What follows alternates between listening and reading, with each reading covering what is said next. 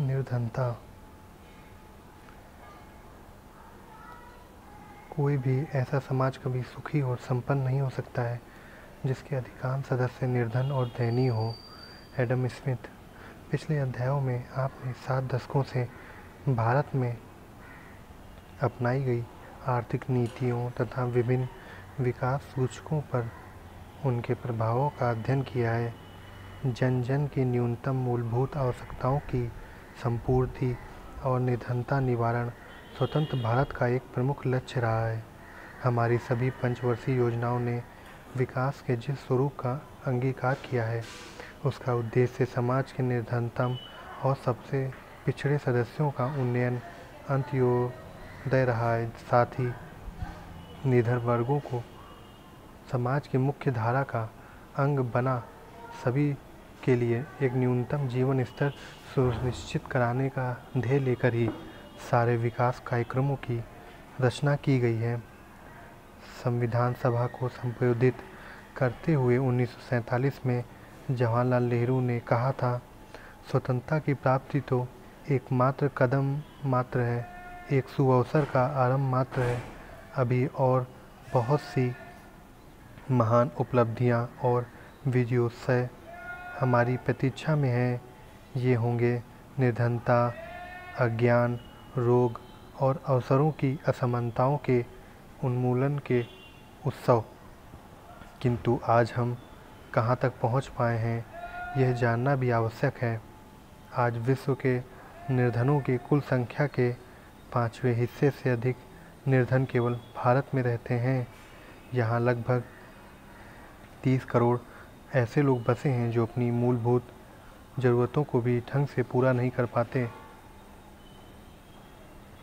निर्धनता के स्थान स्थान पर तथा समय समय पर अलग अलग स्वरूप हैं।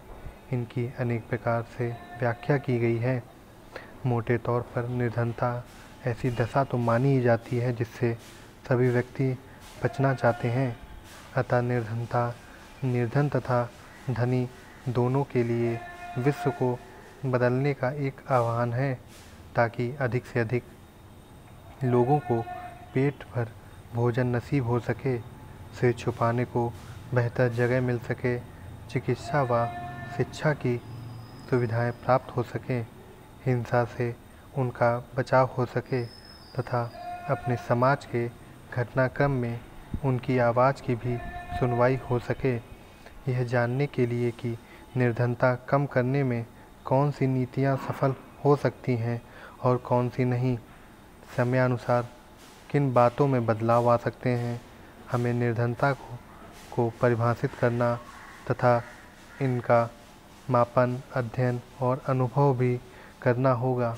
निर्धनता के अनेक आयाम होते हैं, अतः अनेक सूचकों के माध्यम से उनका अवलोकन करना होगा। कहीं आय तथा उपभोग के स्तर, कहीं सामाजिक सूचकों और जोखिम के प्रति संवेदनशीलता के सूचकों, तो कहीं सामाजिक राजनीतिक प्रक्रियाओं तक पहुँच या उसमें भागीदारी पर विचार करना होगा। निर्धन कौन है? आपने देखा होगा प्रायः सभी क्षेत्रों, गांवों और शहरों में कुछ लोग धनी तो कुछ निर्धन होते हैं। बॉक्स 4.1 में अनु और सुधा की कहानी पढ़ें। उनके जीवन विषमताओं के चरम बिंदुओं के उदाहरण कहे जा सकते हैं। ऐसे लोग भी हैं जो इन दोनों चरम बिंदुओं के बीच अपने जीवन निर्वाह कर रहे हैं। रेहड़ी वाले, गली में काम करने वाले मोची, मालाएं गूंथने वाली महिलाएं, कागज कतरन बीनने वाली फेरी वाले, भिखारी आदि शहरी क्षेत्रों के अति निर्धन और जोखिम भरा जीवन व्यतीत करने वाले वर्ग हैं। निर्धन लोगों की परिसंपत्तियां बहुत कम होती हैं और ये कच्चे घरों में रहते हैं, जिनकी दीवारें धूप में सूखी मिट्टी की तो छतें घास, तिनकों, बाँस और कमज़ोर लकड़ियों की बनी होती हैं। इनमें से भी जो बहुत निर्धन हैं उनके पास तो ऐसे घर भी नहीं होते। ग्रामीण क्षेत्रों में निर्धनों के पास प्रायः भूमि भी नहीं होती। यदि किसी के पास भूमि हो भी तो वह सूखी और बंजर होती है। कितनों को ही दिन में 2 बार भोजन भी नहीं मिल पाता। निर्धनतम परिवारों के जीवन का शाश्वत सत्य भूख और भुखमरी होती है। निर्धन बुनियादी साक्षरता तथा कौशल से भी वंचित रह जाते हैं। इसी कारण उनके लिए आर्थिक अवसर अत्यंत सीमित रह जाते हैं। निर्धन श्रमिकों के रोजगार भी निश्चित नहीं होते। समाज के निर्धन वर्गों में कुपोषण बहुत ही गंभीर स्तर तक पहुंचा हुआ होता है। अस्वस्थता, अपंगता, गंभीर बीमारियां आदि उन्हें शारीरिक रूप से कमज़ोर बना देती हैं। वे साहूकारों से उधार लेने को विवश होते हैं तथा साहूकार जो उनसे ब्याज की ऊंची दरें वसूल करते हैं, उन्हें जीवन पर्यंत ऋणग्रस्तता से मुक्त नहीं होने देते। निर्धन का जीवन नित्य जोखिम भरा रहता है। नियोक्ताओं से अपनी कानून द्वारा निर्धारित मजदूरी बढ़ाने के बारे में बात नहीं कर पाते और इनका शोषण चलता रहता है। अधिकांश निर्धन परिवारों को बिजली उपलब्ध नहीं होती। वे प्रायः लकड़ी और उपलों की आग पर ही अपना खाना पकाते हैं। निर्धन वर्गों में से अधिकांश को पीने का स्वच्छ सुरक्षित पानी भी सुलभ नहीं होता।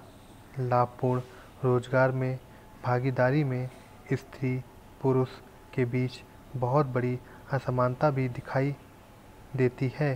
शिक्षा सुविधाओं की उपलब्धता और परिवार की निर्णय प्रक्रिया में भागीदारी भी इसी असमानता से ग्रस्त रहती है। निर्धन महिलाओं को मातृत्व काल में भी कम देखभाल ही प्राप्त हो पाती है। उनके बच्चों के स्वास्थ्य, जन्म लेने वाले और फिर दीर्घ जीवन धारण की संभावनाएं भी क्षीण होती हैं। अर्थशास्त्री निर्धनों की पहचान उनके व्यवसाय तथा संपत्ति स्वामित्व के आधार पर करते हैं। उनका कहना है कि ग्रामीण निर्धन प्रायः भूमिहीन कृषि श्रमिक होते हैं या फिर वे बहुत ही छोटी जोतों के स्वामी किसान होते हैं। वे ऐसे भूमिहीन मजदूर भी हो सकते हैं जो विभिन्न प्रकार के गैर कृषि कार्य करते हैं या किसी और की ज़मीन पर आसामी काश्तकार की भांति खेती करते हैं। शहरी क्षेत्रों में अधिकांश निर्धन वही हैं जो गांवों से वैकल्पिक रोजगार और निर्धन की तलाश में शहर चले आए हैं। यह लोग तरह तरह के अनियमित काम करते हैं। यही स्वनियोजित लोग सड़कों के किनारे गलियों में घूम घूम कर कुछ सामान बेचते दिखाई देते हैं। निर्धनों की पहचान कैसे होती है? यदि भारत की निर्धनता की समस्या का समाधान करना है तो उसे निर्धनता के कारणों का उन्मूलन करने के लिए व्यावहारिक और धारणीय रणनीतियाँ बनानी होगी तथा निर्धन जन समुदाय को उनकी दारुण दशा से उबारने के लिए उपयुक्त योजनाएं बनानी होंगी। किंतु इस प्रकार की योजनाओं के क्रियान्वयन के लिए सरकार को निर्धनों की पहचान करने योग्य होना होगा। इसके लिए निर्धनता और उसके कारकों को मापने का एक उपयुक्त स्केल बनाना होगा और उसके लिए कसौटियों व विधियों का बहुत ध्यानपूर्वक चयन करना होगा। स्वतंत्रता पूर्व भारत में सबसे पहले दादा भाई नौरोजी ने निर्धनता रेखा की अवधारणा पर विचार किया था। उन्होंने जेल में कैदियों को दिए जा रहे भोजन का बाजार कीमतों पर मूल्यांकन कर जेल की निर्वाह लागत का आकलन किया था। किंतु बंदी गृहों में तो प्रायः वयस्क व्यक्ति ही होते हैं, जबकि वास्तविक समाज में बच्चे भी सम्मिलित हैं। अतः इस जेल निर्वाह लागत में कुछ परिवर्तन कर उन्होंने निर्धनता रेखा तक पहुंचने का प्रयास किया। इसके लिए उन्होंने यह माना कि कुल जनसंख्या में 1/3 संख्या बच्चों की होती है, जिनमें से आधे बच्चों का उपभोग बहुत कम होता है तथा शेष आधे का भोजन भी वयस्कों से आधा ही रहता है। इस प्रकार उन्होंने 3/4 के सूत्र की रचना की। जनसंख्या के इन 3 खंडों के उपभोग के भारित औसत को औसत निर्धनता रेखा का माना गया था। यह जेल के वयस्कों की निर्वाह लागत का 3/4 अंश था। स्वतंत्रता प्राप्ति के बाद से भारत में निर्धन जनानुपात के आकलन के कई प्रयास हुए हैं। योजना आयोग, जिसे अब नीति आयोग के नाम से जाना जाता है, द्वारा इस कार्य के लिए 1962 में एक अध्ययन दल का गठन किया गया था। वर्ष 1979 में एक अन्य दल प्रभावी उपभोग, मांग और न्यूनतम आवश्यकता अनुमानन कार्यबल गठित हुआ। एक विशेषज्ञ दल का गठन इसी कार्य के लिए 1989 और 2005 में भी किया गया। योजना आयोग के अतिरिक्त अनेक अर्थशास्त्रियों ने व्यक्तिगत रूप से भी ऐसी ही प्रक्रियाओं के प्रयास किए। निर्धनता को परिभाषित करने की दृष्टि से हम जनसंख्या को 2 वर्गों में बांट सकते हैं, निर्धन तथा गैर निर्धन। और निर्धनता रेखा इन दोनों वर्गों को अलग करती है। यद्यपि निर्धन कई प्रकार के होते हैं, पूर्णतः निर्धन, बहुत निर्धन और निर्धन। इसी प्रकार गैर निर्धन वर्ग में भी कई उपवर्ग हैं, मध्य वर्ग, उच्च मध्य वर्ग, धनी, बहुत धनी और पूर्णतः धनी। इन सभी उपवर्गों को एक निरंतर सरल रेखा पर बहुत निर्धन से लेकर पूर्णतः धनी के रूप में कल्पना करें, जिसे निर्धनता रेखा निर्धन और गैर निर्धन के बीच विभाजित करती है। निर्धनता का वर्गीकरण। निर्धनता के वर्गीकरण की भी कई विधियां हैं। एक विधि के अनुसार तो हम सदा निर्धन और सामान्यतः निर्धन व्यक्तियों में भी भेद कर सकते हैं।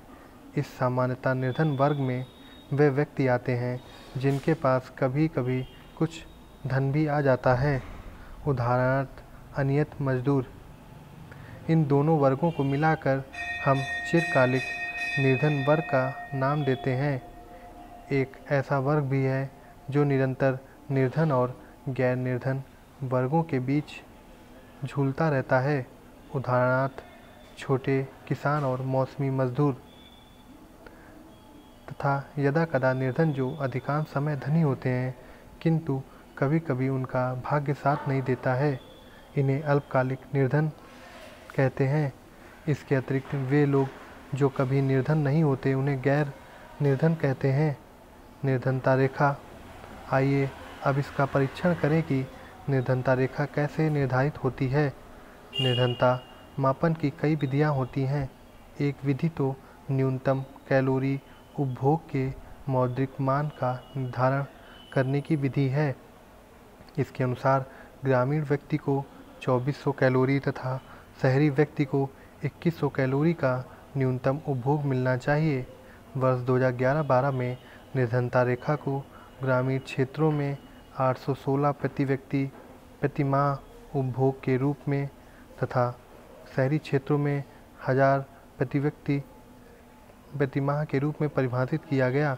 यद्यपि हमारी सरकार निर्धन परिवारों की पहचान के लिए मासिक प्रति व्यक्ति उपभोग व्यय को परिवार की आय के द्योतक के रूप में प्रयोग करती है, पर क्या आप इस विधि को देश में निर्धन परिवारों की पहचान का उपयुक्त तरीका मानेंगे? अनेक अर्थशास्त्रियों का मत है कि इस तंत्र में सबसे बड़ी समस्या यह है कि यह सभी निर्धनों को एक वर्ग में मान लेता है और अति निर्धनों और अन्य निर्धनों में कोई अंतर नहीं करता। यह विधि भी मुख्यतः भोजन और कुछ चुनी हुई वस्तुओं पर व्यय को आय का प्रतीक मानती हैं, पर अर्थशास्त्रियों को इस बात पर भी आपत्ति है कि इससे सरकार की सहायता के पात्र व्यक्तियों के समूचे समूह का निर्धारण तो हो जाता है, पर इसकी पहचान नहीं हो पाती है कि सबसे अधिक सहायता की आवश्यकता किन निर्धनों को है। आय और संपत्ति, स्वामित्व के अतिरिक्त भी कई और कारक हैं जो निर्धनता से संबंधित माने जाते हैं, जैसे बुनियादी शिक्षा, स्वास्थ्य सेवा, पेयजल और स्वच्छता आदि की सुलभता। वर्तमान में निर्धनता रेखा का निर्धारण करने वाला तंत्र इन सामाजिक कारकों पर भी ध्यान नहीं देता, जो निर्धनता को जन्म लेकर इसे निरंतर बनाए रखते हैं, जैसे निरक्षरता, अस्वस्थता, संसाधनों की अनुपलब्धता, भेदभाव या नागरिक और राजनीतिक स्वतंत्रताओं का अभाव। निर्धनता निवारण योजनाओं का ध्येय तो मानवीय जीवन में सर्वांगीण सुधार होना चाहिए। उसमें यह बात अवश्य होनी चाहिए कि मनुष्य क्या बन सकता है और क्या कर सकता है, अर्थात अधिक स्वस्थ, सुपोषित तथा ज्ञान संपन्न हो, सामाजिक जीवन में भागीदारी कर सके। इस दृष्टि से विकास का अर्थ होगा व्यक्ति के कर्म पथ की बाधाओं का निवारण, जैसे उसे निरक्षरता, अस्वस्थता, संसाधनहीनता, नागरिक और राजनीतिक स्वतंत्रता के अभाव आदि से मुक्ति दिलाना। यद्यपि हमारी सरकार का दावा है कि समृद्धि की उच्च दर, कृषि उत्पादन में वृद्धि, ग्रामीण क्षेत्रों में रोजगार और 1990 के दशक के आर्थिक सुधार कार्यक्रमों ने निर्धनता के स्तर में काफ़ी कमी की है, किंतु अनेक अर्थशास्त्रियों को सरकार के इस दावे पर संदेह है। उनका मत है कि जिस प्रकार आंकड़े एकत्र किए जाते हैं, अर्थात जिन वस्तुओं का उपभोग समूह टोकरी में शामिल किया जाता है, निर्धनता रेखा के आकलन की कार्यविधि और निर्धनों की संख्या में भी भारत में निर्धनों की संख्या कम करके दिखाने के लिए हेराफेरी की जाती है। निर्धनता के आकलन की सरकारी विधियों की सीमाओं के कारण अनेक विद्वानों ने वैकल्पिक विधियों का उपयोग करने के प्रयास किए हैं। इनमें से नोबेल पुरस्कार से सम्मानित अमर्त्य सेन ने एक सूचकांक का विकास किया जिसे सेन सूचकांक का नाम दिया जाता है। इसके अतिरिक्त निर्धनता अंतराल सूचकांक और वर्धित निर्धनता अंतराल उपकरणों को भी प्रयोग किया गया है। इसके विषय में आप आगे की कक्षाओं में विस्तार से जान सकेंगे।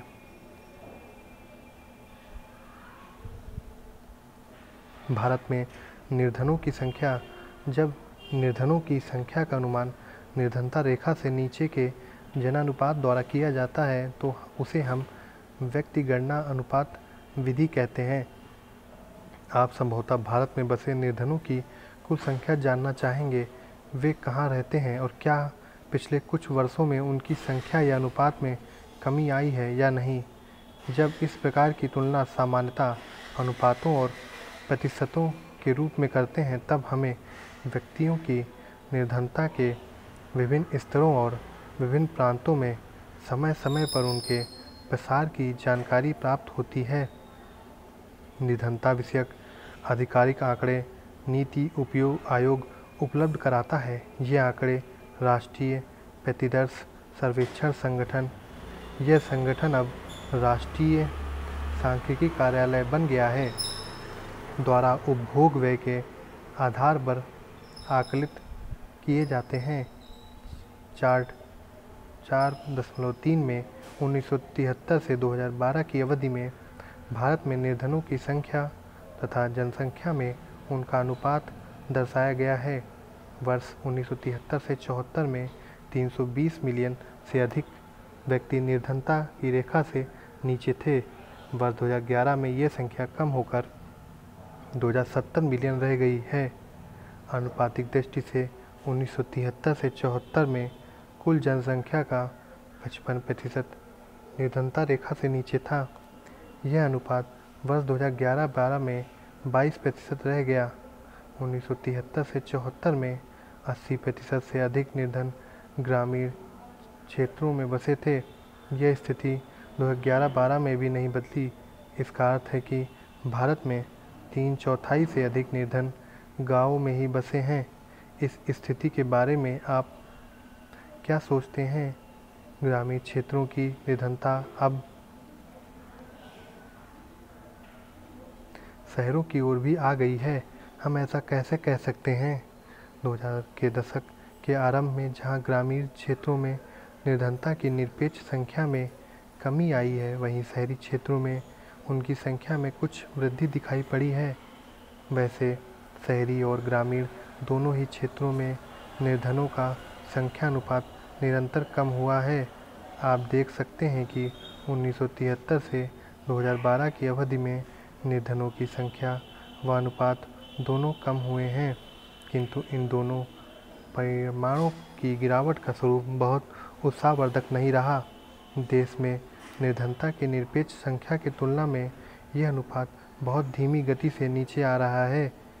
यहाँ आप यह भी देखेंगे कि जहाँ शहरी और ग्रामीण क्षेत्रों में निर्धनता की संख्याओं का अंतर बिल्कुल कम नहीं हुआ, वहीं अनुपात में अंतर 1993 से 94 तक निरंतर पूर्ववत बना रहा और 2011-12 में बढ़ गया।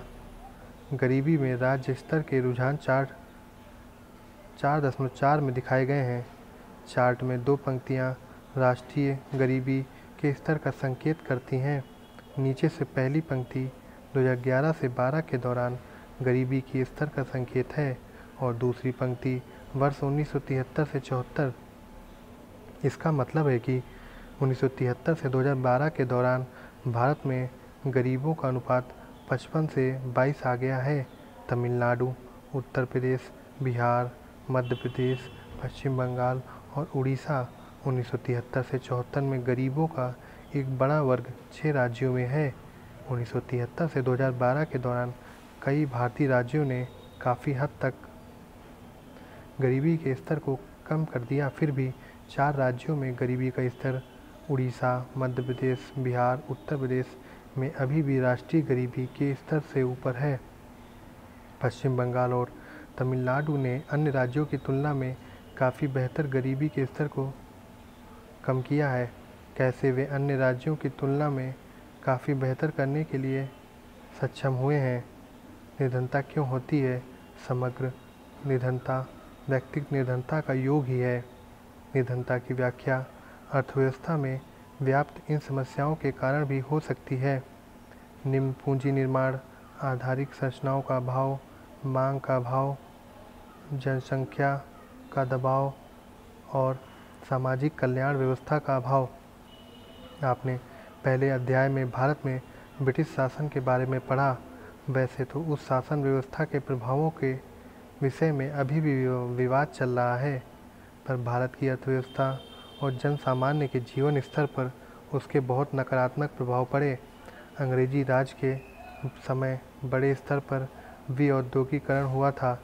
इंग्लैंड में लंकाशायर विनिर्मित सूती कपड़े के आयात ने काफ़ी मात्रा में स्थानीय उत्पादन को विस्थापित कर दिया और भारत कपड़े के स्थान पर सूती धागों का निर्यातक होकर रह गया। अंग्रेजी राज की अवधि के दौरान 70% से अधिक भारतीय कृषि पर आश्रित थे, अतः उस क्षेत्र में जीवन निर्वाह पर अन्य बातों की अपेक्षा अधिक महत्वपूर्ण प्रभाव पड़ा। अंग्रेजी नीतियों ने ग्रामीण करों के भार को बहुत अधिक कर दिया था, जिससे व्यापारी और महाजनों को बड़े भूमि स्वामी बनने में सहायता मिली। ब्रिटिश राज में भारत ने खाद्यान्नों का निर्यात आरंभ कर दिया, जिसके परिणाम स्वरूप 1875 से 1900 की अवधि के अकालों के दौरान 260 लाख व्यक्तियों की मृत्यु हो गई। भारत में अंग्रेजी राज का मुख्य उद्देश्य तो यही था कि उन्हें भारत में अपने निर्यात का भुगतान करता रहे तथा अंग्रेजी साम्राज्यवादी सेनाओं के लिए मानव शक्ति प्रदान करता रहे। ब्रिटिश राज्य ने करोड़ों भारतीयों को निर्धन बना दिया। हमारे प्राकृतिक संसाधन को लूटा गया। उद्योगों को सस्ते दामों पर अपना उत्पादन अंग्रेज़ों के हाथों बेचना पड़ा और हमारे खाद्यान्नों का भी निर्यात कर दिया गया। कितने ही लोग अकाल और भूख के कारण मर गए। 1857 से 58 में स्थानीय नेताओं को हटाने, किसानों पर भारी खर्च थोपने तथा अन्य आक्रोशों ने सिपाहियों द्वारा अंग्रेजी शासन के खिलाफ विद्रोह का स्वरूप ले लिया। आज भी कृषि ही ग्रामीण जनता की जीविका का मुख्य आधार है तथा भूमि ही उनकी प्राथमिक परिसंपत्ति है। भू स्वामित्व को ही भौतिक संपन्नता का प्रमुख निर्धारक माना जाता है और कहा जाता है कि जिसके पास जमीन है वही जीवन स्तर सुधारने में समर्थ हो सकता है। स्वतंत्रता के बाद से सरकार ने भूमि के पुनर्वितरण के प्रयास किए हैं। जिनके पास अधिक भूमि थी उनसे भूमि लेकर उसे भूमिहीनों के बीच बांटा गया, जो अपनी ही भूमि पर मजदूरों के रूप में कार्य करते थे। किंतु इन प्रयासों को सीमित सफलता ही मिल पाई है, क्योंकि अधिकांश किसानों के पास जो खेत थे वे बहुत छोटे थे। उनके पास भूमि को उपजाऊ बनाने के लिए धन और योग्यता का अभाव था और जोतों का आकार व्यवहारिक रूप से बहुत छोटा था। अधिकांश भारतीय राज्य भूमि के पुनर्वितरण की नीति को लागू करने में भी असफल रहे हैं। ग्रामीण भारत में बसे निर्धन अधिकांशतः बहुत छोटे किसान ही हैं। उनकी भूमि आमतौर पर कम उपजाऊ और वर्षा पर निर्भर होती है। उनकी जीविका निर्वाह फसलों पर और कभी कभी पशुधन पर निर्भर होती है। जनसंख्या की तीव्र वृद्धि और रोजगार के वैकल्पिक स्रोतों के अभाव में कृषि के लिए प्रति व्यक्ति भूमि की उपलब्धता धीरे धीरे घट रही है, जिससे जोतों का विखंडन हो रहा है। इन छोटी छोटी जोतों से प्राप्त आय से परिवार की मूलभूत आवश्यकताएं भी पूरी नहीं हो पाती। आपने सुना होगा कि कृषि और अन्य घरेलू आवश्यकताओं हेतु लिए गए ऋणों का भुगतान न कर पाने के कारण किसान आत्महत्या कर रहे हैं, क्योंकि उनकी फसलें सूखे या प्राकृतिक आपदाओं के कारण नष्ट हो गई हैं। अनुसूचित जातियों और अनुसूचित जनजातियों के अधिकांश सदस्य उभरते हुए रोजगार के अवसरों में इसलिए भागीदारी नहीं कर पा रहे हैं क्योंकि उनके पास इसके लिए आवश्यक ज्ञान और कौशल की कमी है। भारत में अधिकांश शहरी निर्धन का एक बड़ा वर्ग वे हैं जिन्होंने रोजगार और जीविकोपार्जन की तलाश में शहरी क्षेत्रों में प्रवेशन किया है। औद्योगिकरण इन सबों को काम दे पाने में विफल रहा है। शहरी निर्धन या तो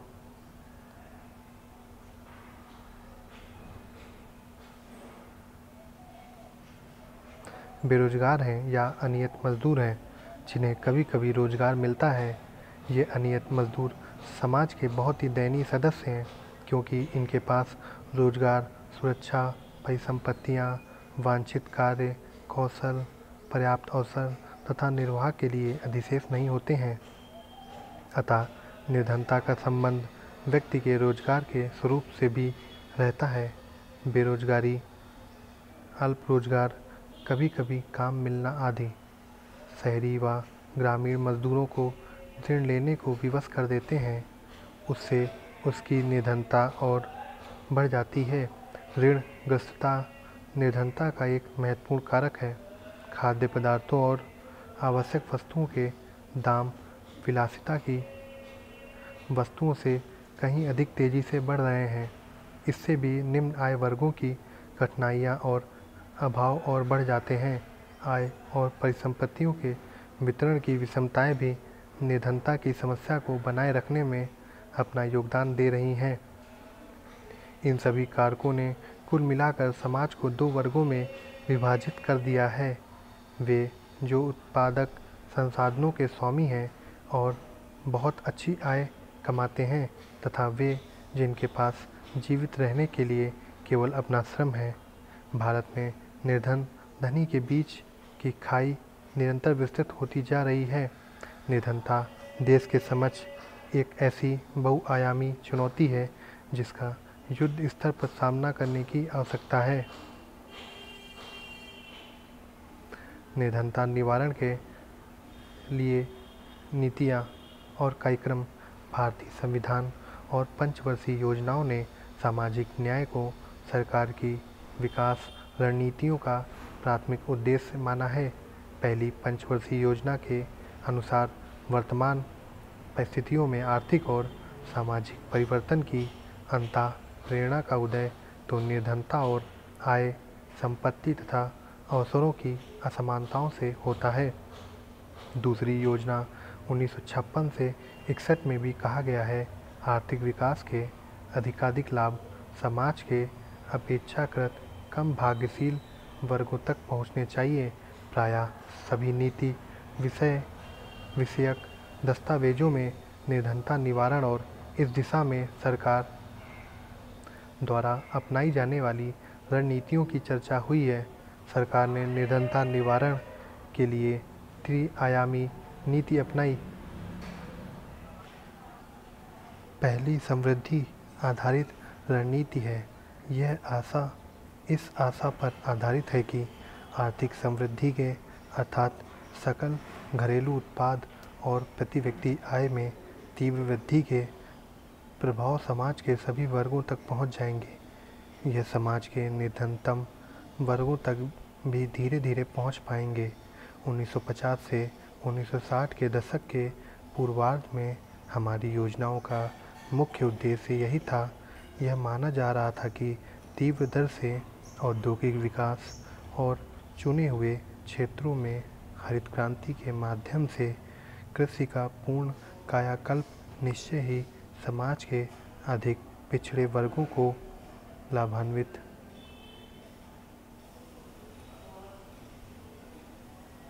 करेगा।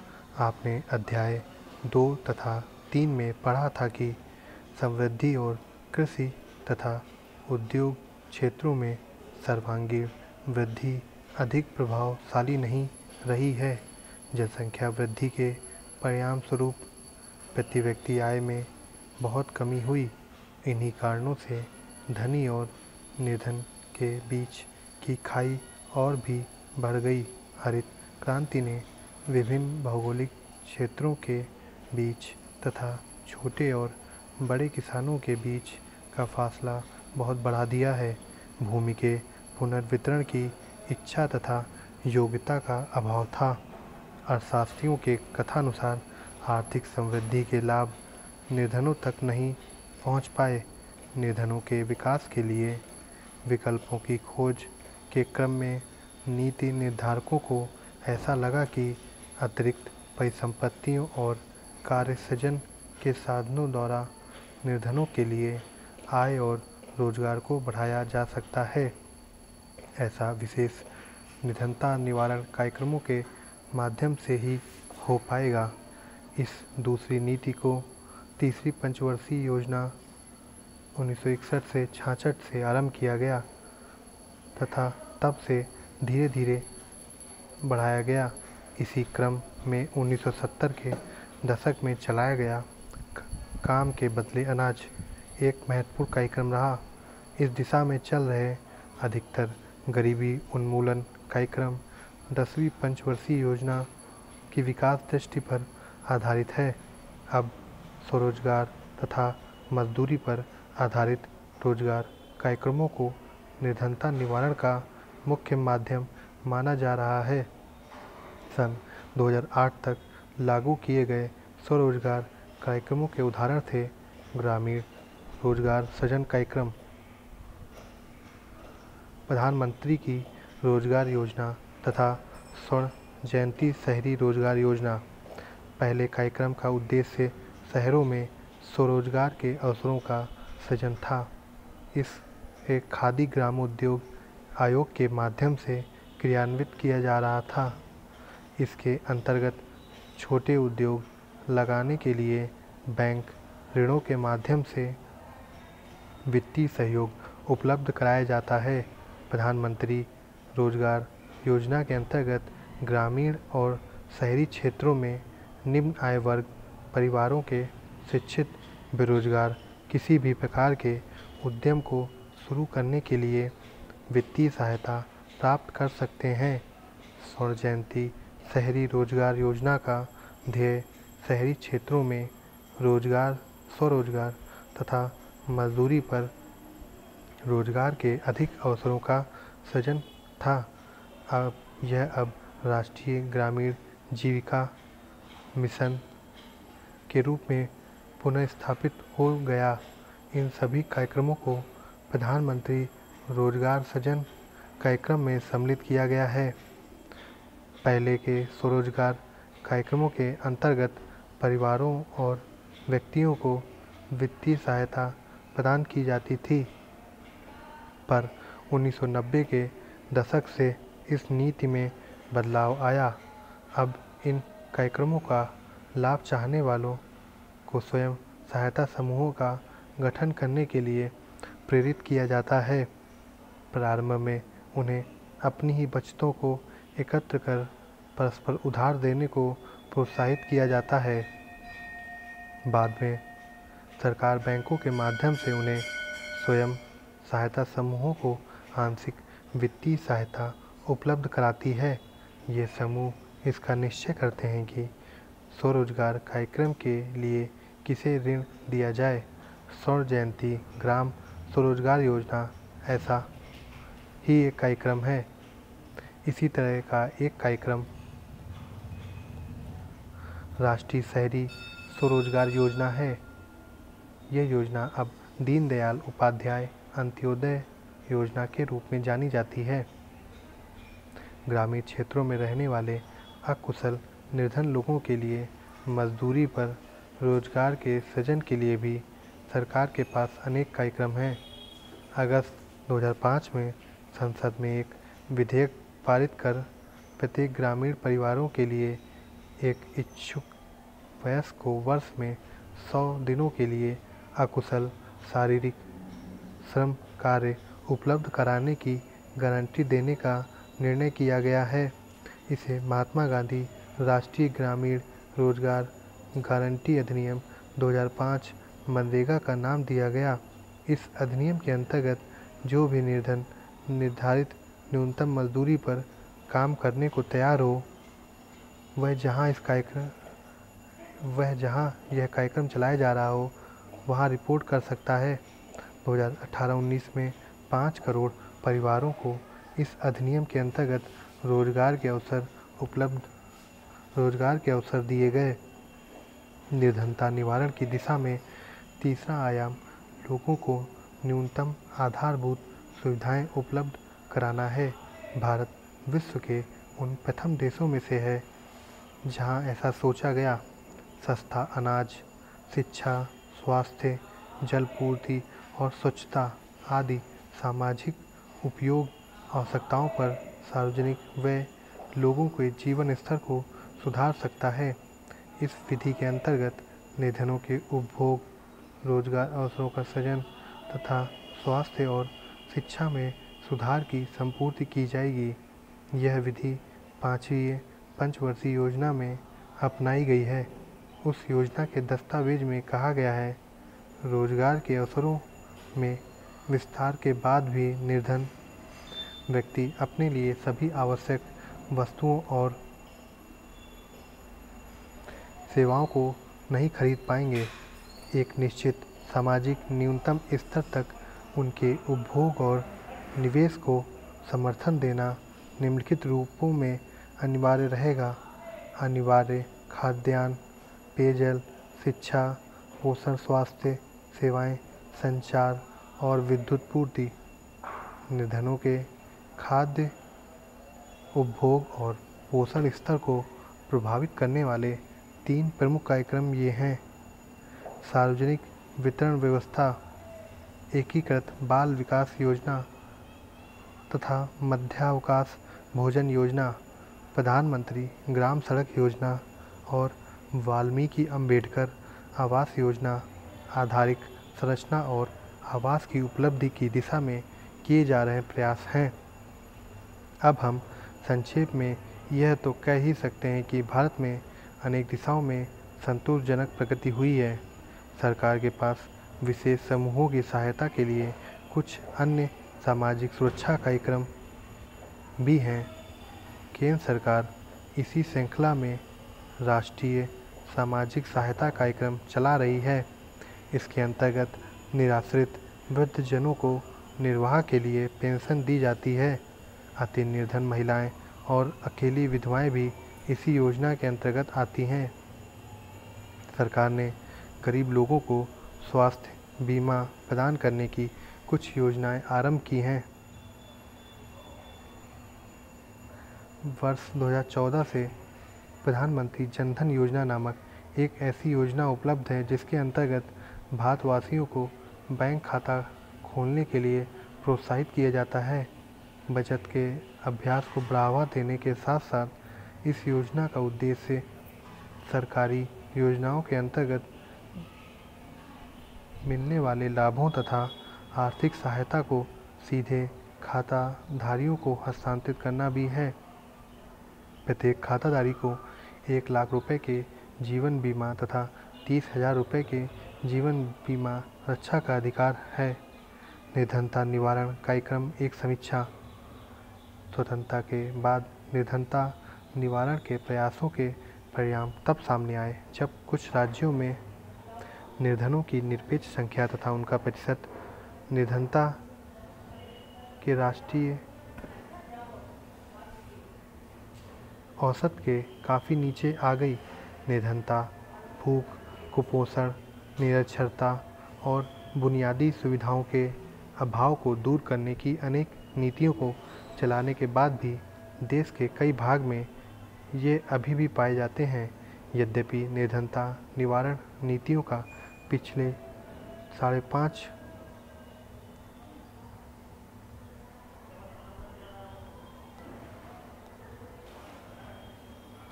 दशकों से निरंतर विकास होता रहा है, फिर भी इनमें कुल मिलाकर कोई क्रांतिकारी परिवर्तन नहीं आया है। कार्यक्रमों के नाम बदलते रहे, कहीं कहीं कार्यक्रमों को मिलाकर एक बना दिया गया तो कहीं अलग अलग कार्यक्रम रहे, किंतु किसी भी कार्यक्रम से ना तो उत्पादन परिसंपत्तियों के स्वामित्व में कोई परिवर्तन आया, ना उत्पादन प्रक्रिया में और ना ही ज़रूरतमंदों की बुनियादी सुविधाओं की उपलब्धि में ही सुधार पाया। इन कार्यक्रमों की समीक्षा कर रहे विद्वानों ने इनके सफल क्रियान्वयन से जुड़े 3 बड़े पक्षों को स्पष्ट किया, जो इनको सफलतापूर्वक लागू करने में बाधा डालते हैं। भूमि और अन्य परिसंपत्तियों के वितरण की विषमताओं के कारण प्रत्यक्ष निर्धनता निवारण कार्यक्रमों का लाभ प्रायः गैर निर्धन वर्ग के लोग ही उठा पाए। निर्धनता की गहनता की तुलना में इन कार्यक्रमों के लिए आवंटित संसाधन नितांत ही अपर्याप्त रहे हैं। यही नहीं, ये कार्यक्रम सरकार और बैंक अधिकारियों के सहारे ही चलाए जाते हैं। इन अधिकारियों में उपयुक्त चेतना के अभाव, अपर्याप्त प्रशिक्षण और भ्रष्टाचार के साथ साथ स्थानीय सशक्त वर्गों के अनेक प्रकार के दबावों के कारण प्रायः संसाधनों का दुरुपयोग और बर्बादी ही होती है। इन कार्यक्रमों के क्रियान्वयन में स्थानीय स्तर की संस्थाओं की भागीदारी भी शून्य होती है। सरकारी नीतियों ने दयनीय दशा से ग्रस्त उस विशाल जन समुदाय की सुध भी नहीं ली है, जो निर्धनता रेखा या उससे जरा सा ही ऊपर रह रहे हैं। इससे यह भी स्पष्ट है कि केवल उच्च समृद्धि ही निर्धनता कम करने में पर्याप्त नहीं होती। निर्धनों की सक्रिय भागीदारी के बिना किसी भी कार्यक्रम का सफल क्रियान्वयन असंभव है। निर्धनता का वास्तविक अंत तो तभी होगा जब निर्धन भी अपनी सक्रिय भागीदारी के माध्यम से आर्थिक समृद्धि में योगदान देना प्रारंभ करेंगे। ऐसा सामाजिक संगठन के माध्यम से निर्धनों द्वारा विकास प्रक्रियाओं में उनकी सक्रिय भागीदारी सुनिश्चित करने से और उनके सशक्त होने से ही संभव हो पाएगा। इससे रोजगार के अवसरों की रचना होगी, जिससे आय के स्तर में सुधार होगा, कौशल का विकास होगा तथा स्वास्थ्य और साक्षरता के स्तर ऊंचे उठेंगे। साथ ही निर्धनताग्रस्त क्षेत्रों की सही पहचान कर वहां स्कूल, सड़कें, विद्युत, संचार, सूचना प्रौद्योगिकी सेवाएं तथा प्रशिक्षण संस्थानों जैसी आधारिक संरचनाएं उपलब्ध कराना भी आवश्यक है। निष्कर्ष, हम स्वतंत्रता के बाद से लगभग 7 दशकों की यात्रा कर चुके हैं। हमारी सभी नीतियों का ध्येय समता और सामाजिक न्याय सहित तीव्र और संतुलित आर्थिक विकास बताया गया है। चाहे जो भी हो, सरकार सत्ता में रही हो, सभी ने निर्धनता निवारण को ही भारत के सामने सबसे बड़ी चुनौती माना है। देश में निर्धनों की निरपेक्ष संख्या में कमी आई है और अभी कुछ राज्यों में राष्ट्रीय औसत से निर्धनों का अनुपात कम है। यद्यपि इस काम के लिए बहुत विशाल धनराशियाँ आवंटित और खर्च की जा चुकी हैं, किंतु फिर भी हम लक्ष्य से बहुत दूर हैं। प्रति व्यक्ति आय और औसत जीवन स्तर में सुधार हुए हैं। बुनियादी आवश्यकताओं की पूर्ति की दिशा में भी कुछ प्रगति अवश्य हुई है, किंतु अन्य देशों की तुलना में हमारी यह प्रगति प्रभावहीन प्रतीत होती है। यही नहीं, विकास के लाभ हमारी जनता के सभी वर्गों तक नहीं पहुंच पाए हैं। वैसे सामाजिक और आर्थिक विकास की कसौटियों पर हमारे देश के कुछ क्षेत्र, अर्थव्यवस्था के कुछ वर्ग तथा समाज के कुछ अंश तो अनेक विकसित देशों से भी स्पर्धा कर सकते हैं। फिर भी ऐसा बहुत बड़ा समुदाय है जो अभी भी निर्धनता के दुष्चक्र में से मुक्ति नहीं पा सका है। पुनरावर्तन। भारत की विकास रणनीतियों का एक प्रमुख उद्देश्य निर्धनता को कम करना है। न्यूनतम गैर खाद्य व्यय के साथ औसत प्रति व्यक्ति दैनिक आवश्यकता को पूरा करने लायक प्रति व्यक्ति उपभोग व्यय स्तर ग्रामीण क्षेत्रों में 2400 कैलोरी और शहरी क्षेत्रों में 2100 कैलोरी को ही निर्धनता या निरपेक्ष निर्धनता कहते हैं। जब निर्धनों की संख्या और उनके अनुपात की तुलना की जाती है तो हमें विभिन्न राज्यों में और विभिन्न समयों पर लोगों की निर्धनता के विभिन्न स्तरों के बारे में पता चलता है। भारत में निर्धनों की संख्या और कुल जनसंख्या में उनका अनुपात पर्याप्त मात्रा में कम हुआ है। 1990 के दशक में पहली बार निर्धनों की निरपेक्ष संख्या में कमी आई है। अधिकतर निर्धन ग्रामीण क्षेत्रों में रहते हैं और अनियत और अकुशल कार्यों में लगे होते हैं। आय तथा व्यय आधारित विधि निर्धन लोगों के अन्य गुणों पर विचार नहीं करती। कई वर्षों से सरकार निर्धनता कम करने के लिए 3 विधियों का प्रयोग कर रही है: समृद्धि उन्मुख विकास, विशेष निर्धनता निवारण कार्यक्रम और निर्धनों की न्यूनतम आवश्यकताओं की पूर्ति। परिसंपत्तियों के स्वामित्व, उत्पादन की प्रक्रियाएं तथा निर्धनों की आधारभूत सुविधाओं में अभी भी सरकार द्वारा पहल किया जाना बाकी है।